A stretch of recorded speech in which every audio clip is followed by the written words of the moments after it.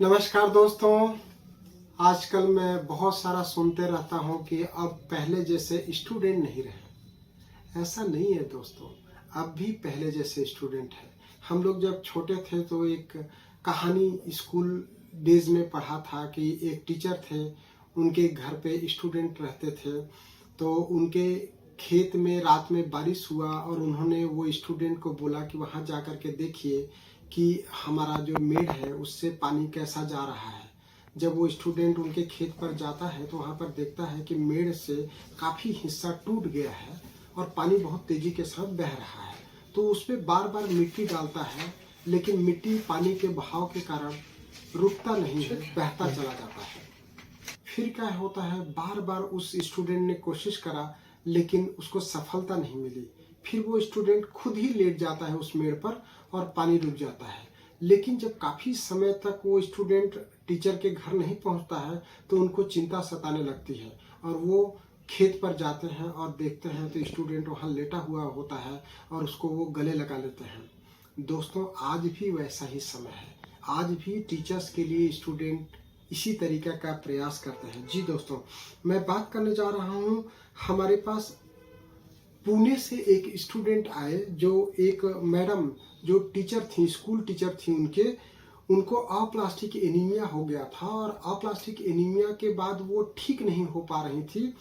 उन्होंने बताया, जो स्टूडेंट उनके आए थे उन्होंने बताया कि लगभग 20 लाख रुपए खर्च कर दिया। उन्होंने बताया कि वो मैडम का एटीजी कराया गया और रिवोलेट टैबलेट काफ़ी सालों से मैडम ने लिया, लेकिन मैडम का अप्लास्टिक एनीमिया ठीक नहीं हुआ। अभी भी उनको 10,000 प्लेटलेट रहता है और वो मैडम बहुत टेंशन लेती हैं कि एटीजी लेने के बाद 20 लाख रुपए खर्च करने के बाद भी वो ठीक नहीं हुई। रिटायरमेंट का जितना पैसा था वो पूरा लग गया। वो टीचर थी, उनको एक ही लड़की है और हस्बैंड की भी डेथ हो चुकी है। उनका प्लेटलेट्स जो मेरे पास रिपोर्ट है उसके अनुसार 2000 है, 28/9/2022 का 6000 है, 7/9/2022 का और 8000 है 19/9/2022 का।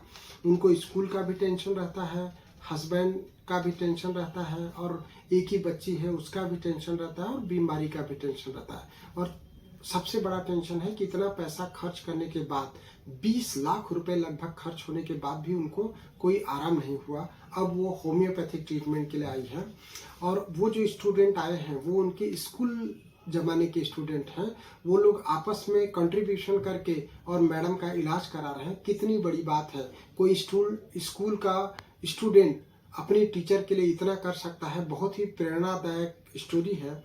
मैं भी मेरे से जो हो सकेगा मैं उस मैडम के लिए करूँगा। उनको अप्लास्टिक एनीमिया की बीमारी है, हम लोग होम्योपैथिक ट्रीटमेंट दे रहे हैं।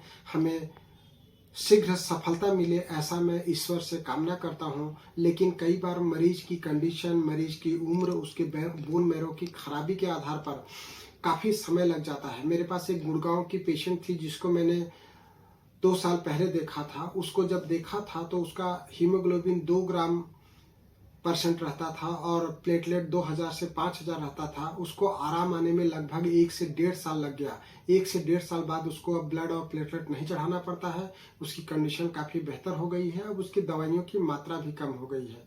इसी प्रकार मुंबई की एक मेरी पेशेंट थी जिसको आराम लगने में लगभग 1.5 साल लगा था। उसने और लंबे समय तक होम्योपैथिक दवाई खाई। दवाई बंद होकर के आज 4-5 साल हो गया है। उसको अब कोई परेशानी नहीं है, किसी भी प्रकार का उसको दवाई की जरूरत नहीं है। आज भी उसका प्लेटलेट काउंट बिल्कुल नॉर्मल है। तो आप ऐसा न सोचें कि हर किसी को 7 दिन या 3 महीने 7 महीने में आराम हो जाएगा। कभी कभी आराम आने में भी 6 महीने, साल भर, 1.5 साल, 2 साल भी लग सकता है। अगर आप धीरज रखेंगे, होम्योपैथी पे विश्वास करेंगे तो बिल्कुल ठीक हो जाएगा। अब ये देखिए, ये मैडम को इन्होंने एटीजी भी करा लिया, रिवोलेड इतना महंगा दवाई भी खा लिया, 20 लाख रुपए खर्च कर दिया, उसके बाद भी आराम नहीं आया। तो हम लोग होम्योपैथिक में मरीज के कंडीशन, उनका इन्वेस्टिगेशन रिपोर्ट, उसकी एज के, उम्र के आधार पर होम्योपैथिक दवाइयों का चयन करते हैं। हमारे यहाँ जो होम्योपैथिक दवाइयाँ दी जाती है वो 50 मिलीस्मोल पोटेंसी की होती है। आप हमको होम्योपैथिक ट्रीटमेंट के लिए कॉल कर सकते हैं। हमारा नंबर है 9993700880। फिर से नंबर सुन लीजिए, 9993700880। थैंक यू, धन्यवाद, नमस्कार।